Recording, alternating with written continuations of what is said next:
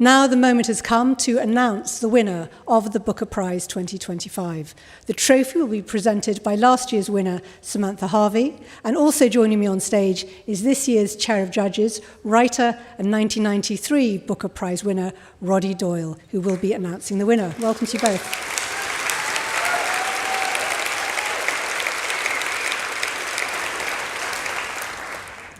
Hello. I've 2 minutes. But Sylvester Stallone only had 10 seconds to get up off the canvas in Rocky II, so I should be grand. I want to thank the Booker Prize Foundation, in particular Gabby Wood, Hannah Davies and Joey Sanders. I want to thank all 153 authors whose novels we read as we got closer and closer to this night. I want to thank my fellow judges, Aobami, Chris, Kylie and Sarah Jessica, who made the experience of reading and rereading and reading yet again and discussing the books as we homed in on our winner such a personal joy. I'm at a stage in my life where joy can't find its way up to my face. So you'll have to take my word for it. I'm full of joy. We read the shortlisted books 3 times. I've read my own books once. I love a good book, but I liked looking at the Grand Canyon and was happy enough to walk away in the knowledge that I wouldn't be doing it again. In fact, that was probably the point.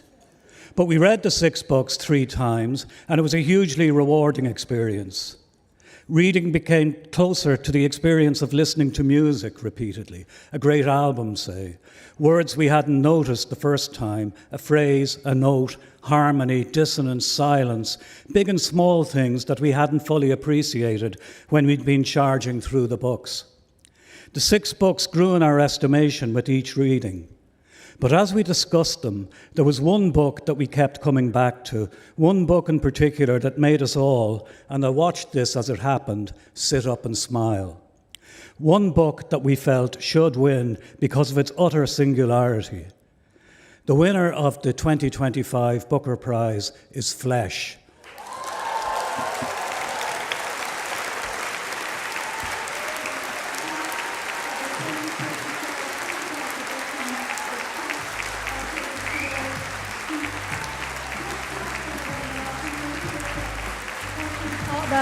And his publishers and supporters making his way to the podium now. A story of a Hungarian young man who moves to London after serving in Iraq. And a handshake from Roddy Doyle. Time to accept his trophy from Samantha Harvey, last year's winner. And a hug. David, can we make you say a few words for us? A few words, yes, if you don't mind. I know she's taken the trophy off you, but you can have it back very shortly. Wow. I think the first person I would like to thank is Alison, the wonderful publicist at Penguin Random House, because she made it very clear to me that I should prepare a few words a few days ago, and now I'm wondering what she knew at that time. Or maybe she just says that to everybody. I'd also like to thank the judges, of course. I think I felt Flesh is quite a risky novel, a risky book. It felt risky to me writing it. And I remember Hannah Westland, my editor at Jonathan Cape in London, when we were talking about the title of the book, maybe a year ago, wondering aloud whether she could imagine a novel called Flesh winning the Booker Prize, which speaks to something risky about the title, which we felt at the time, I think, and something risky about the book itself in some ways, or unusual, certainly. Anyway, Hannah, you have your answer, I guess. And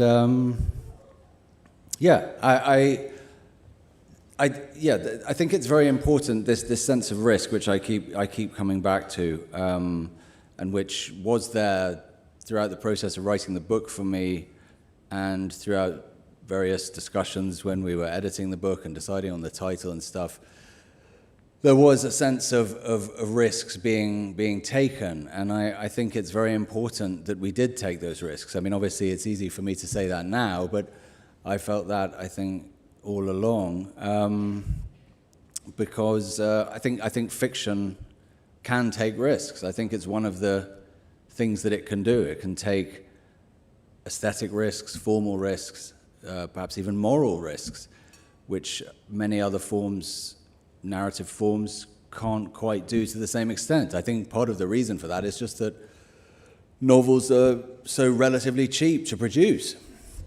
All you need to do is keep one writer supplied with coffee and a few other essentials for a year or two, and you've got a novel. I mean, it's almost free, which means these risks can be taken. And I think it's very important that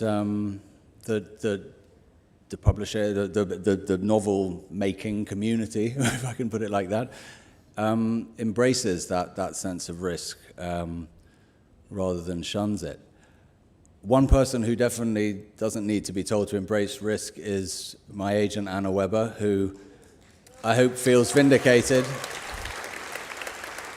in her own risk aversion by a second consecutive Booker winner, which I hope that inspires in others the sort of strategic patience that Anna has always been willing she has been so patient with her writers and has taken risks in the sense of taking on writers who aren't perhaps immediately, obviously, going to be winners tomorrow or next week, but who knows, maybe 10 years from now. I must also thank Bill Clegg, who I'm very happy is here, my US agent, and who has also been a wonderful supporter of this book from the very beginning, and my US editors, Kathy Belden and Anne Graham, who unfortunately aren't able to be here, and of course, Hannah and the entire team at Penguin Random House in London. The sense I've had all along of them being fully behind the book has been wonderful to me. This wasn't necessarily a very easy book to write. I started on it just after abandoning another novel, and so there was a very great sense of pressure, as you might imagine, to make this book good, because I think while it might be okay to abandon one novel, to abandon two would be quite difficult for me to deal with psychologically. And I didn't always cope that well with the pressure. I didn't always cope that graciously and that wisely with it. And the only real witness to that was my wife, Oshoya, who is also here this evening.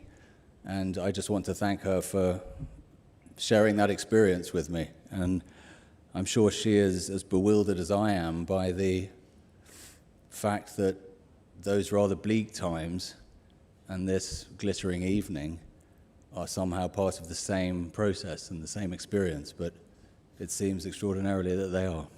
Thank you very much. Thank you. Wait there.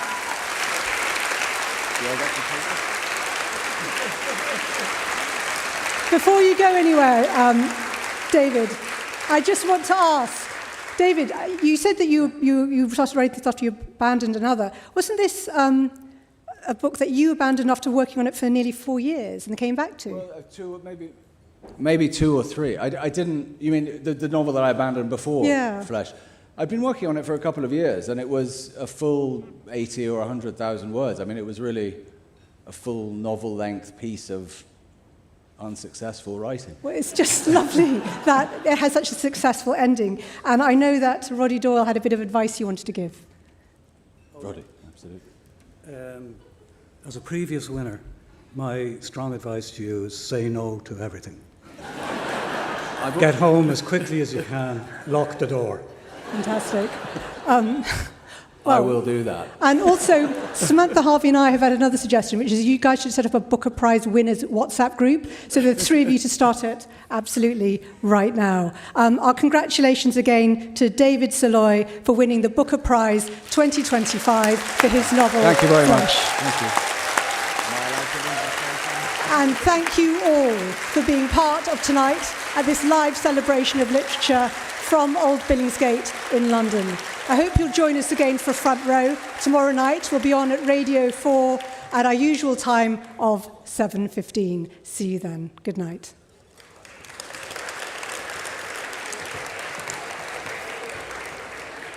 Oh, I've got something else to tell you. Hang on. We're off air now. So there you have it. The winner of the Booker Prize 2025, David Sloy, with his novel, Flesh. And I'm going to speak to him. Oh, he's coming over. I thought he'd be still on stage, but he's here. Here he is. He's going to have the first interview.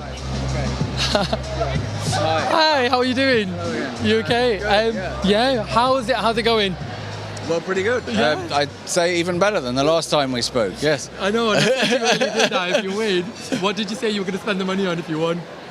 I said it would just... Did I answer that question? Yeah. I just said it would go... Not all on one thing. It will. Unfortunately, it will just go into the...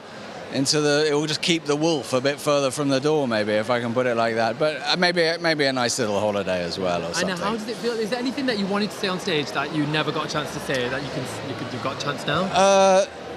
Anyone you want to thank? I don't want to disappoint. I mean,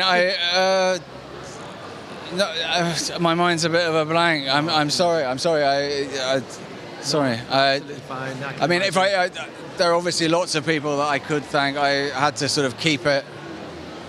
Yeah. I had to sort of keep it fairly short, and I hope I haven't missed out anybody like really important or significant. But I'm sure you did. No, I'm sure you did it. You did a wonderful speech. It was really good. It was really funny as well. And I've got your prize here for you. So here it is. That's okay. Sorry, I took the one off the stage. It turns out I wasn't supposed to. One this now. is mine. Okay. Where's it going?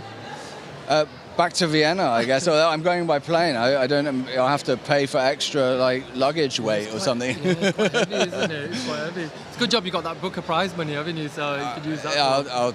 It will be all right. Yeah. But anyway, congratulations again. Thank you I hope so you have an much. amazing night. You've got loads of celebrating to do. Absolutely. But before you go, I need this book signing.